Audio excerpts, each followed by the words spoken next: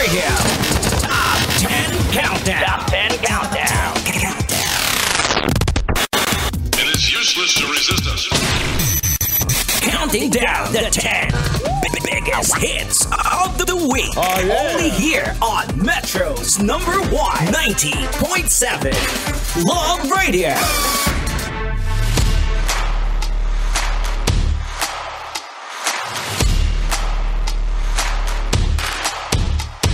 Alright, give it a quick check, Metro Manila time right now. We got exactly 46 minutes after 11 o'clock, and welcome back once again to Love Radio's Top 10 Countdown. This is your Countdown Master. Ako po si Diego Bandido, and right about now, ladies and germs, yes, kasama po natin live in flesh para sa ating Love Radio Presents for the Mano a Mano interview. Let's all welcome, ladies and gentlemen, none other than Kim De Leon. Hey! Hey, welcome, Kim! What's up, guys? What's up? Love Radio. Ayan. Hey, kumusta kayo? Napakagwapo nitong kasama natin. Sakto lang, cute lang. Ayan, okay. Oh, Kim, welcome right here dito sa Love Radio. First, foremost, gusto naming makilala si Kim De Leon. How do you describe yourself? Grabe naman. Right off the bat. Yeah. Una, thank you so much, Love Radio, Sir Diego, for having me. How would I describe myself? Yeah, like yung hilig mo, hobbies mo. Ako po si Kim De Leon at ang mahilig po akong kumanta, sumayaw at umarte. Alright. And yes, I also mahilig din ako mag-ride. Okay. Medyo maulan lang ngayon, so hindi tayo makapag-ride. Sa lahat ng riders, shoutout sa inyo and ride safe. Alright, so isa yun sa mga hilig mo is to ride. So, ano nang pinakamalayong na ride mo? Anyway. Siguro Batangas. Batangas pa lang naman. Batangas. Kasi yun yung province ko eh. Okay. And madalas kami nag-ride ng kuya ko. Back and forth, Manila, Batangas. Okay. So you're from Batangas. Alay, siya, taga Batangas ka pala Alay, kumusta ka sa mga taga Batangas dyan? Ako nga pala nandun sa live radio. Sana kayo maayos na nakikinig diyan. Alay, pagkagaling eh. Alam niyo, magaling niyo talaga mga taga Batangas. Ay, sa basketball ay tumitiras dyan bulan. Hindi, sa totoo lang, isa yun sa mga pinakapaborito ko talagang actually yung Batangas. Kaya tuwang-tuwa ako pag nakakarinig ako ng mga Batanggenyo na nag-uusap. Matutuwa ka sa Batangas. Oo, matutuwa ka dun. Alright, now, let's talk about, syempre, paano nagsimula yung musical journey mo? Anong taong ka nag-start na hilig sa pagkanta? Bata pa lang ako. Okay. Diego, mahilig na talaga ako kumanta. Actually, sintonado ako noon. Okay. Okay, guys, may chance tayo. May chance. Let's go. Let's go. Sobrang sintonado ako nung sinasabi na sa akin na sintonado ka ang boses mo. Ano ba yan? Pero mahilig talaga ako kumanta. Kanta ako ng kanta. Siyempre, hindi ko naririnig yun na sintonado ako. Kasi hindi pa ako marunong nun. And ayun, sobrang hilig ko lang talaga sa banyo, sa karaoke. And yung family ko kasi magagaling talaga kumanta. So doon ko siguro nakuha and doon rin ako na-inspire. Now talking about the family, sino sa family mo yung nag-influence sa'yo? Si mommy or daddy? Mainly ang mommy ko talaga. Kasi, nanay talaga, iba talaga bata nanay. pa lang siya, magaling na. Anak, hindi ka sintonado, tuloy mo na. Tapos yung kapatid ko rin, yung kuya ko, kasi dati sa bahay, nagdadala siya ng bandmates niya and nagsaset up sila doon. Okay, so nagbabanda yung kuya mo. So na-expose ka na talaga din sa ano.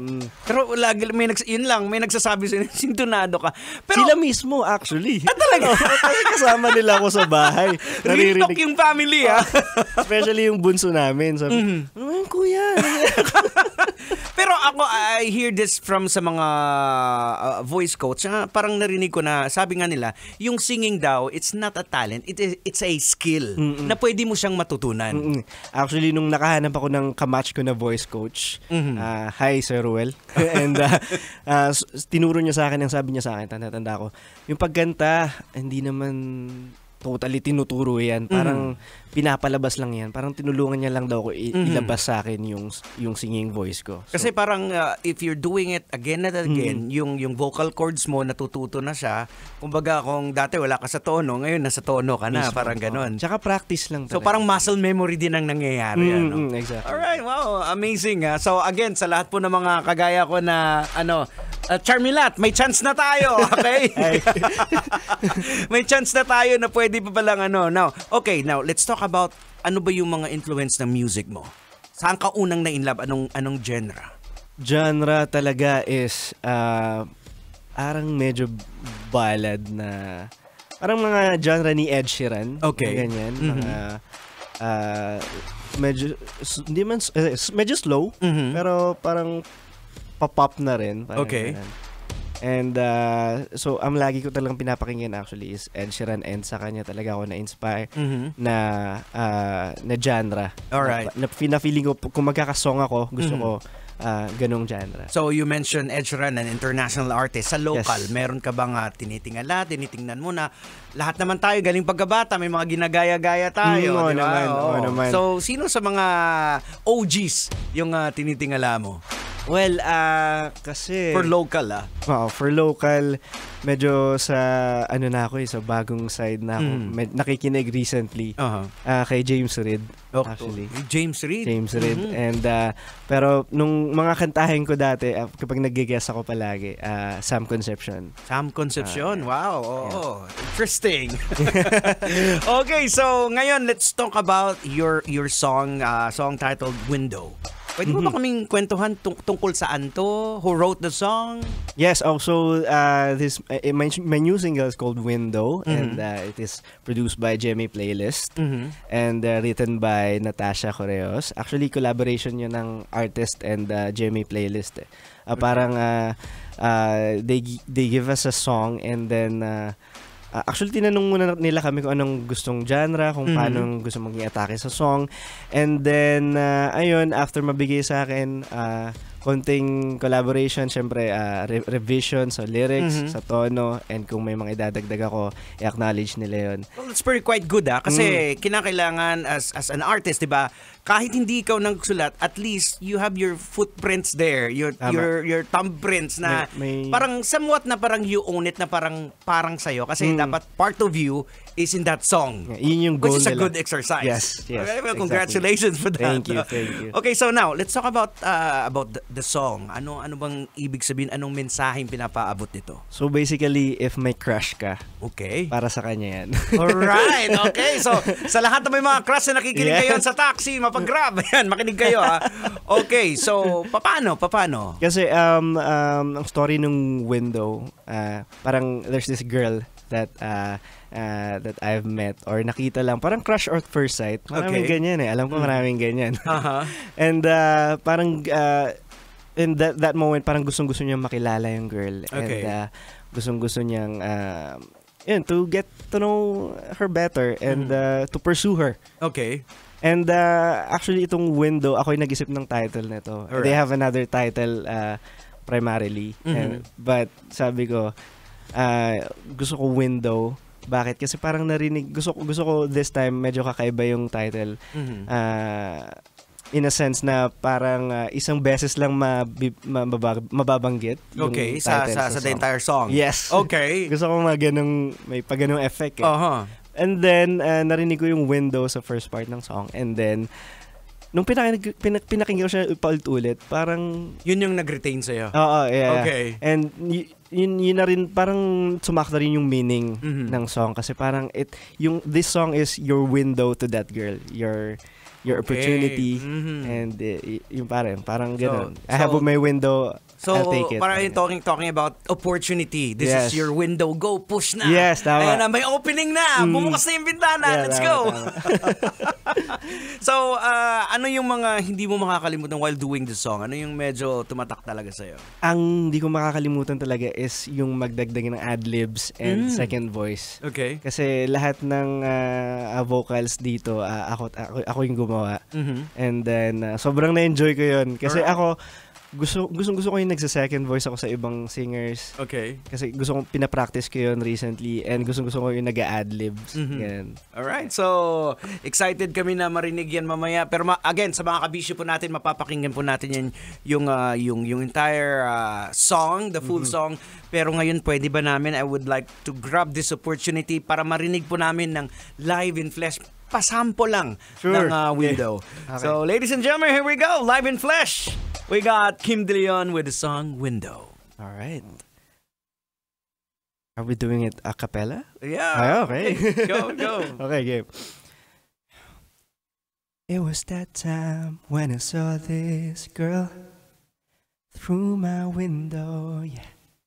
She was smiling as she's passing by. No, not to me. She didn't know me. I've been waiting to see her again. I wanna catch her attention. Couldn't get her out of my head. I need to know her name. I need to know. Grabe! Oy! Kinilig! Oy! Huli ka! Para sa'yo yun. Ayan, sa PA namin, si Charmilat, kinilig na huli ng camera. Alam mo, parang hindi ako makapaniwala na sintonado ka kasi isa sa mga, ako personally hindi ako singer, pero nakikita ko talaga pag sinabi mong singer, yun yung may nagbabibrate and the end is near. Nako, edi wala na finish na kung singer ka talaga. Kasi ang ganda ng speaking voice mo eh. Wala na. Di ba pag ganun? So yun natutunan mo sa pag-aaral, sa pag-practice. Practice lang talaga. And feeling ko kapag mahal mo talaga yung ginagawa mo, yung pagkanta, pag mahal mo talaga, pipilitin mo or gagawin mo pa ulit-ulit. Well, actually, yung good student daw will go beyond sa teaching ng kanyang master eh. 'Di ba? Kagaya ng mga sikat na mga manlalaro, tuturuan sila mag-training kayo ng basketball o ganitong oras lang, pero go like Kobe Bryant, 'di ba? After the practice, may iiwan pa yan sa talaga, gym, 'di ba? Mamba mentality. Oo, so parang ganun, Mamba mentality. At mommy, ayan, especially sa mga nanay, sa mga magulang, yung anak mo, pag-ipunan mo yan. Tama. Pag-aralin mo. Alright, so now, I'll just give you the opportunity na pasalamatan those people na who help you out, of course, throughout your journey as an artist. First, I want to thank my family for supporting me all throughout and for inspiring me to sing. And syempre, to my friends and to my supporters, shout out to Kim Royalties. And of course, GMA and GMA Playlist. Thank you so much for giving me an opportunity to showcase my talents. And of course, to God. And ayun, sa lahat ng mga nanonood ngayon, maraming salamat, nakikinig sa Love Radio. Thank you so much. And of course, Love Radio, Sir, thank you so much for having me. Walang anuman. Okay. Now, Kim, sa mga gustong makita ka in person, performing, any shows, upcoming shows, or perhaps your social media? Yes, of course, manood pa rin kayo ng asawa ko sa GMA every Mondays to Thursdays yan, 9:35 p.m. And my social media accounts, you can follow me on Instagram. I go by Kim M. De Leon _ and sa Facebook page ko naman, Kim De Leon. And of course, my new single. Yeah, can I promote my new single? Go ahead, bro. Take your time. Please listen or stream Window on all streaming platforms online. Sana nagustuhan nyo. Sana magustuhan nyo. Share nyo sa friends nyo and to your family. And yeah, thank you so much po sa lahat ng nakapakinig na and sa mga nakikinig pa rin. Thank you po. So, wala ka nang nakakalimutan? Baka may magtampo? To my crush? Wala eh. Wala na. Walang love life eh. Okay. Buti na lang dito ako sa Love Radio. Yeah. Alright, thank you very much once again. So, it's an honor na mapasama ka dito. And hopefully, we might know not. Dito naman kasi sa countdown natin, pag napusuan ng mga listeners natin, well, it could be next week, the next other week, mapasama na sa top 10 yung song. Uy. No. So, here we go, ladies and gentlemen. Alam ko, medyo nabitin kayo doon sa pasample natin. So, bibigay na natin ng buong buo. Walang labis, walang kulang. Thank you very much once again, Kim. And Thank you. Good luck to your career, okay? Thank you, sir. Here we go, ladies and gentlemen. Window by Kim De Leon, right here in Love Radio's Top 10 Countdown. Kailangan pa bang i-memorize yan? Love Radio. Basic!